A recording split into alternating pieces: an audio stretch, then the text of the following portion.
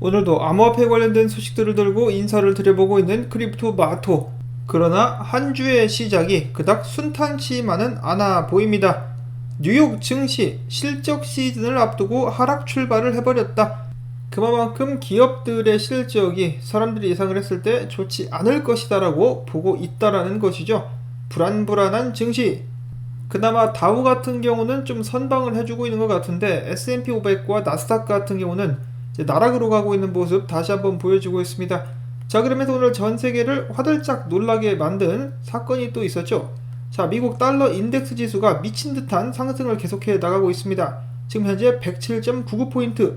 그와 동시에 유로가 녹아버리면서 미국 달러와 유로가 거의 1대1 수준까지 맞춰졌다라고 합니다. 그러면서 달러 대비 엔화도 개폭락하고 있다라고 하는데요. 앞으로 어떤 일들이 벌어지게 될 것인지 한 치 앞도 내다보거나 예측하는 것이 힘든 상황들이 이어지고 있습니다. 자, 이런 상황 속에서 비트코인 나름의 선방을 해주고 있습니다. 2640달러, 2만 달러 선을 굳건하게 지켜주고 있는 모습. 이번 주에 실적 발표라든지 인플레이션 발표율이 나왔을 때 어떤 식으로 시장이 반응하게 될 것인지가 관건이다 라고 볼 수가 있겠습니다. 자, 그리고 어제 잠깐 보여드렸었던 네덜란드 농부들의 시위에 이어서 이번에는 독일에서도 들고 일어났습니다. 농민 봉기, 무시무시한 트랙터들을 이끌고 정치인들을 압살해버릴 수 있기를 바랍니다. 자, 한편 놀라운 이야기는 아니겠습니다만 아르헨티나에서도 지금 시위가 한창이라고 하죠. 인플레이션 때문에 고통을 받고 있는 아르헨티나 시민들 마찬가지로 들고 일어났습니다. 그리고 어제 트위터에서 공개된 영상 중에 가장 커뮤니티를 뜨겁게 달궜었던 영상은 바로 이것이다 라고 볼 수가 있겠는데요. 지금 보시는 곳은 중국의 중앙은행인 중국인민은행 앞이라고 합니다. 몇 개월째 자신들의 자산이 동결되자 중국 시민들도 참다가 못 참고 이제 들고 일어난 상황이라고 하네요.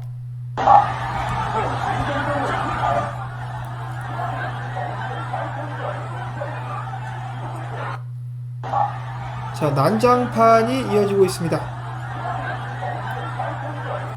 중국 인민들도 언젠가는 정신을 차리고 자유를 향해서 투쟁할 수 있기를 바라보면서 오늘 나온 소식들 한 번씩 돌아보도록 하겠습니다. 자, 첫 번째로 그레이스케일이 최근에 SEC를 상대로 현물 ETF 관련 소송을 걸었죠.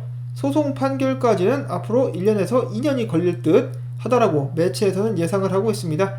원래 소송은 오래 걸리는 것임을 다들 알고 있었기 때문에 이번 소송은 거의 보여주기식이 아니었을까라는 그런 생각을 해보고요. 이어서는 브라질의 앱인 픽페이라는 곳에서 비트코인 결제를 지원하면서 픽페이의 3천만 유저들은 앞으로 비트코인으로 지불을 할 수 있게 될 것이라고 합니다. 이어서는 글래스노드에서 제공하는 온체인 데이터입니다. 비트코인 거래소들의 보유량이 지속적으로 떨어지게 되면서 2018년 7월 수준까지 떨어졌다고 합니다. 그만큼 비트코인의 출금이 많이 이루어지고 있다는 것인데요. 한 가지 흥미로운 것은 거래소에서 비트코인을 가장 많이 출금한 거래소가 바로 코인베이스였었고, 반대로 거래소 내의 비트코인 보유량이 늘어나는 곳은 바이낸스였었다고 합니다. 그래서 어찌 보면 사람들이 코인베이스에서는 사고 바이낸스에서는 팔고 있는 것이 아닌가라는 생각을 한번 해보게 됩니다.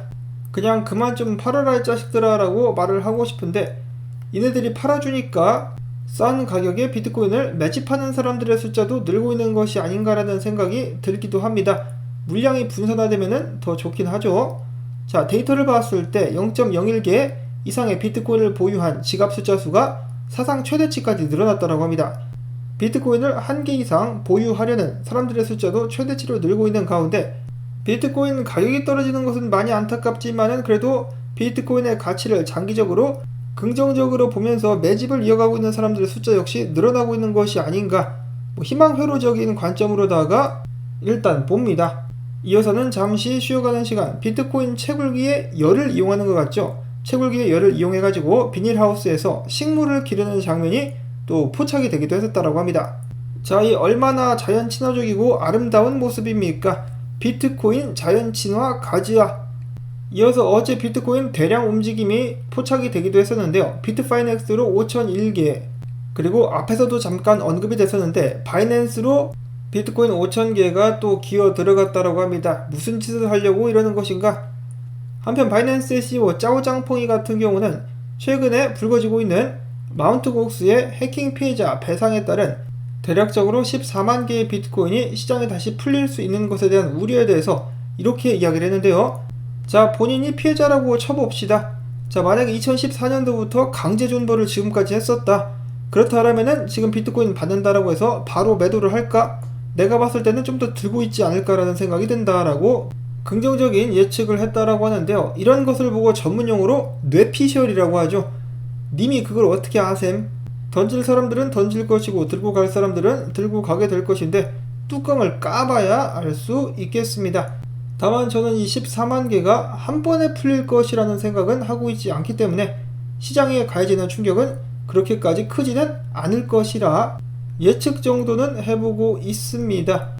다음으로 이어서 비트맥스의 공동 창립자죠. 알서 헤이즈가 이야기하기를, 자, 오늘 미국 달러와 유로가 가치가 거의 1대1 상황까지 가는 지경에 이르렀는데, 자, 이제 멸망이 고조되고 있다. 이 법정 통화의 멸망이 고조되면서 비트코인은 100만 달러까지 상승하게 될 것이다. 자, 물론 시간이 좀 오래 걸릴 수 있기 때문에 차분하게 인내를 가지고 기다려야 된다라고 이야기를 했는데요.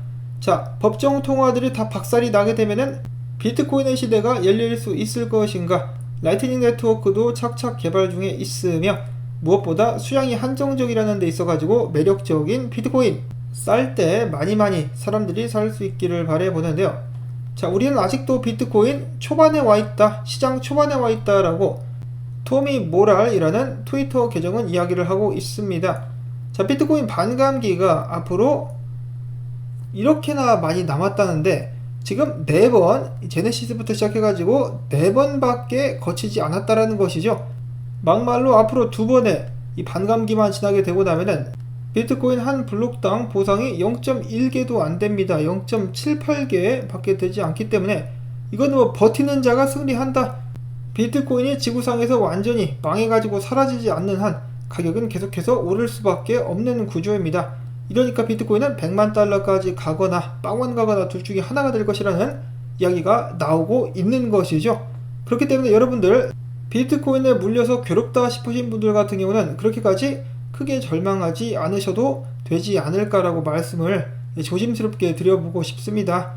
2018년도 때도 그랬다시피 이 존나게 버티다 보면은 좋은 날이 찾아오게 될 것이라는 것이죠. 이러한 장기적인 관점을 알고 유지할 수 있다라면은 여러분들께서 시장을 보고 투자를 이어나가시는데 좀 도움이 되지 않을까라는 생각을 해보고요. 자, 그 다음으로는 코인데스크의 분석입니다. 비트코인 1일 발행량을 365일 평균가로 나눈 퓨엘 멀티플을 봤을 때 지수가 0.5 미만의 그린존으로 하락을 해버렸다. 한마디로 비트코인은 저평가를 받고 있는 것이다. 그린존은 평균적으로다가 진입하기 겁나 좋은 시기이며 지금 들어가는 것이 무섭다라고 생각이 되는, 위험하다고 생각하는 보수적인 투자자들 같은 경우는 비트코인이 축적 영역을 지나고 상승장이 확실해졌을 때 그때 들어가면 괜찮겠다라고 이야기를 하고 있습니다. 퓨엘 멀티플 길을 모으고 있죠. 위로 쏴라 멀티플. 이런 상황에서 렉트 캐피탈 분석가의 주봉 분석. 자, 비트코인이 4주 연속으로다가 주봉 200MA 아래서 봉을 마감했습니다. 역사적으로 봤을 때 비트코인 200MA 아래서 비트코인을 매집한 사람들은 중장기적으로다가 많은 수익을 거둘 수 있었다라고 하는데요. 그렇기 때문에 나는 슈퍼 전문가여가지고 바닥을 찍고야 말 것이다, 바닥을 찍었을 때 사고야 말 것이다 라고 생각하는 사람들이 아니라면은 차분하게 야곱야곱 분할 매수를 들어가는 것이 어떨까? 지금이 좋은 자리다.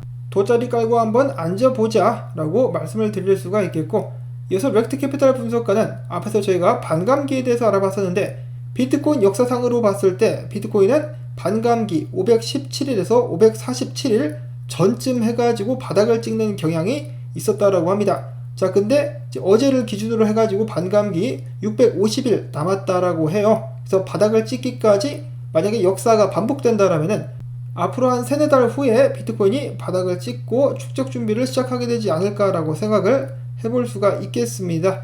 자, 그렇기 때문에 이런 점들을 참고하셔가지고 투자를 이어나가시면 될 것 같은데, 근데 최근에 거시경제의 영향을 많이 받기 때문에 마찬가지로 계속해서 두루두루 살펴봐야 되겠죠. 정말로 이 돼지 두루치기 같은 시장이 아닐 수가 없겠는데, 그나마 다행이라고 볼 수가 있을 것인지 사람들의 심리 상태에 위축되고 있다라고 합니다. 자, 많지는 않지만은 최근에 비트코인 투자자 950명을 상대로 설문조사를 진행했었는데요. 이 중에 60%가 비트코인이 $10,000까지 하락하게 될 것이다 라고 전망을 하고 있었다라고 하네요. 40% 같은 경우는 $30,000까지 가게 될 수 있을 것이다 라고 이야기를 했었는데 지금 $22,000에서 막혔죠. 그러면서 비트코인의 추가적인 가격 하락을 보고 있는 일반 투자자들이 많다라는 것, 긍정적이다라고 볼 수가 있겠습니다. 바닥이 가까워져 가는 것은 아닐까. 다음으로는 비트코인 전문 분석 업체라는 IM 매니지먼트가 이야기하기를, 자, 비트코인이 $20,000 선을 좀 지지를 해줄 수가 있다. 그러면은 단기적으로다가 상승을 한번 기대해 볼 수가 있겠는데, 반면에 $19,280가 무너지면은 상승 관점은 나가리 $18,600 하방 이탈 시 추가적인 하락까지 나올 수 있다라고 경고를 하기도 했었습니다. 한마디로 오를 수도 있고 내릴 수도 있다.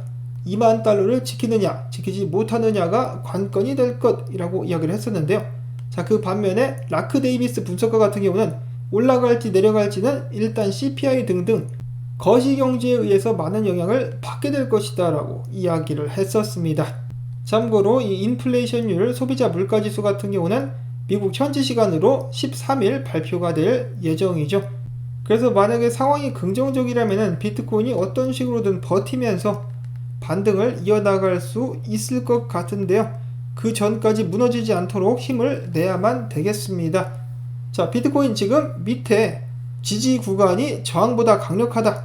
그러면은 지지를 받고 저항을 뚫고 올라가지 않겠느냐 라는 누냐 비즈니즈 분석가의 나름 긍정적인 분석이 나왔었고요.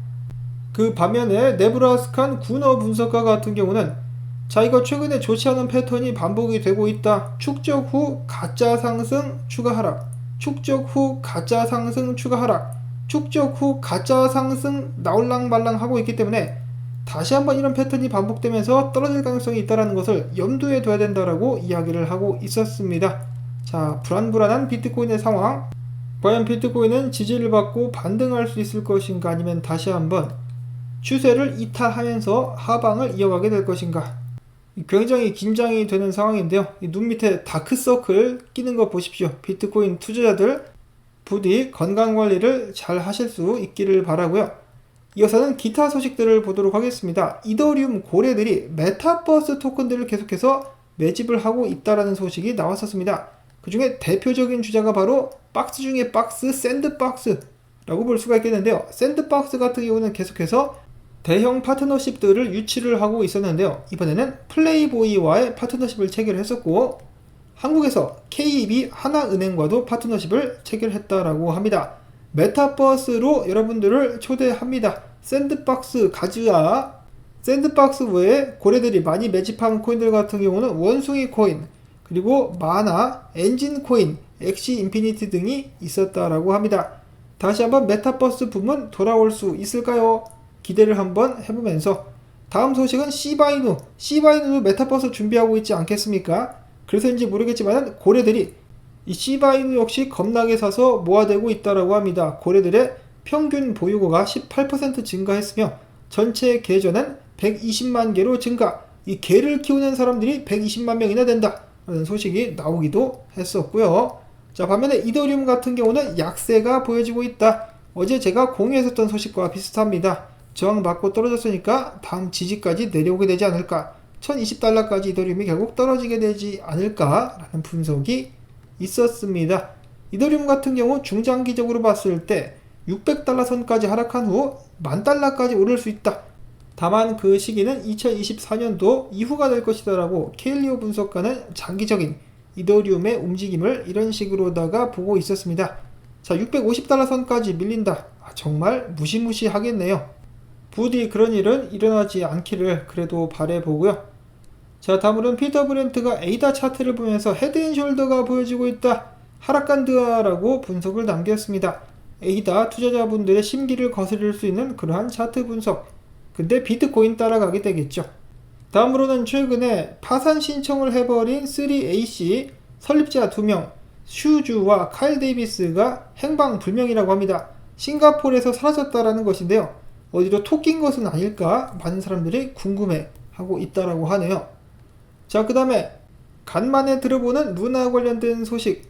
대한민국 법무법인 바른의 김추 변호사에 따르면 지난 5월 7일 테라에 매도 공격을 시도했었던 공격자 세력 A의 지갑이 누구 소유인지 코인베이스 그 외에 바이낸스와 OKX는 알고 있을 것이다 라고 밝혔습니다.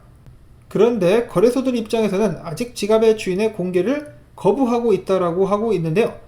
자, 과연 이 누나를 나락으로 몰고 가면서 전세계 수십만 명, 수백만 명의 돈을 날려버린 이 악마 같은 공격자의 정체는 언젠가 밝혀질 수 있을 것인가? 걸리면 너는 일단 뒤진다 라는 생각을 한번 해보면서 오늘 영상은 여기서 또 마무리를 짓도록 하겠습니다. 자, 마이크를 바꿨는데, 제가 드디어 마이크를 바꿨는데 좀 어떤지 여러분들의 의견을 남겨주시면 감사하겠고요. 자, 그리고 또한 수고했다는 의미에서 토마토밭 도와주기 오늘도 부탁을 드립니다. 광고 영상 한 편만이라도 마지막까지 재생 그리고 좋아요 눌러주기 여러분들의 도움이 있어야만은 제가 바꾼 마이크를 오래 사용할 수가 있겠죠. 자, 그러면 저는 다음에 새로운 소식 가지고 또 인사를 드리도록 하겠습니다.